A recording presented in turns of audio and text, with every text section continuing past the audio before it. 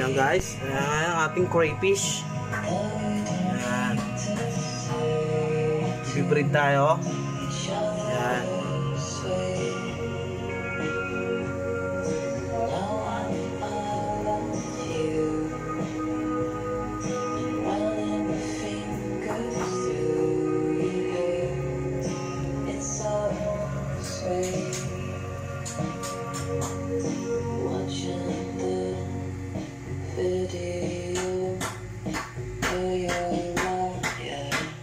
Guys, kita nyo ayan sila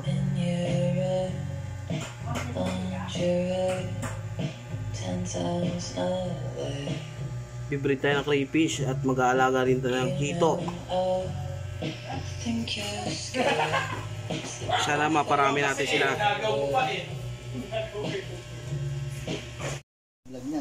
Ayan guys, nakita nyo yung mga ating hito.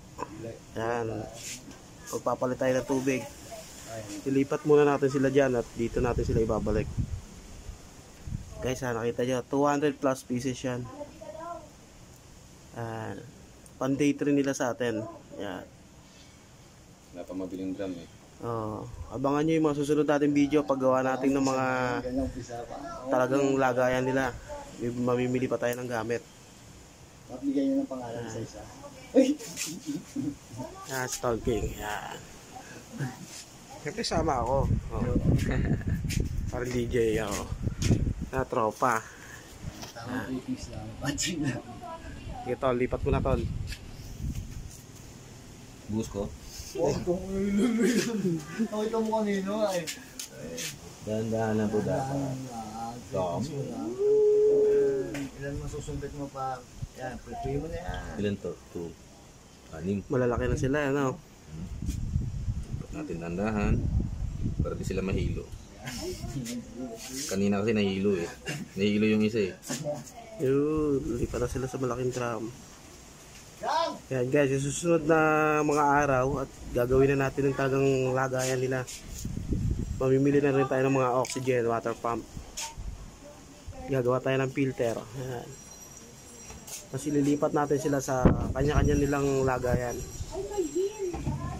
Para di sila sa ngayon, sa ngayon day 3 pa lang nila sa atin nila. Ganyan muna sila kasi maliliit pa naman.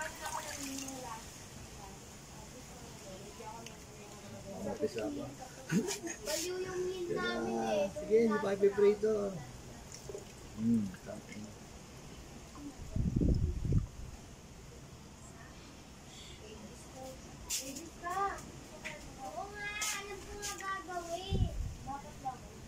Guys, lumalawin sila, kita nyo.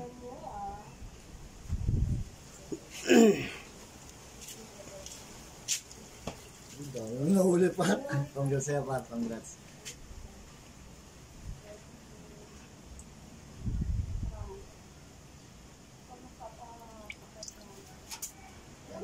Wala na talaga may kulay na Matingkad. Dito.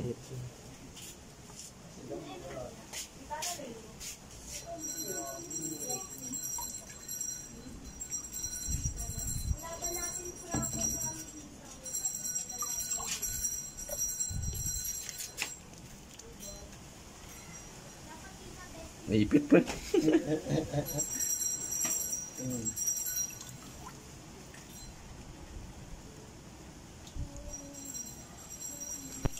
Masisigla naman sila lahat no?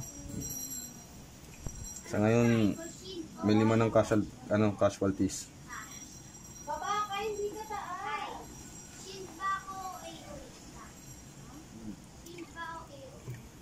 May nahuli ngayon, dalawa lang. Hirap na lang ulihin, kamayin ko lang kaya.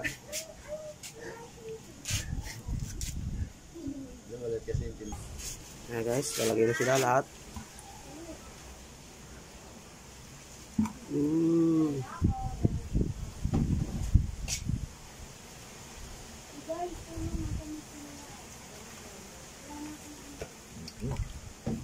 Alright. Malinis na ulit ang tubig nila. Okay, pangkita na sila.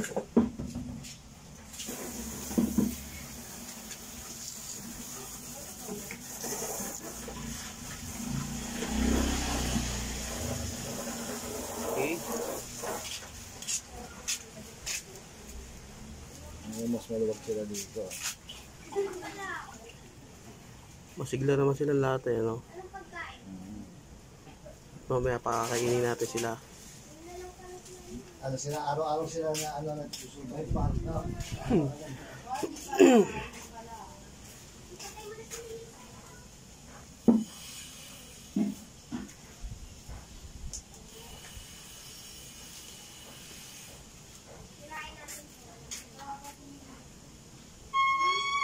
So yun guys, nakita nyo? Ganun lang muna ang ating pagpapalit ng tubig nila.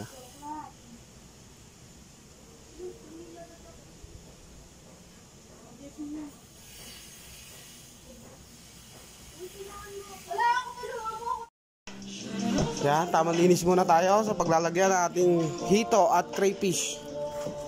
Tambak muna tapos sisementohan natin yan guys. Yan, nakita niyo yan? May bubong na rin tayo dyan. At ito, lilinisin natin mamaya.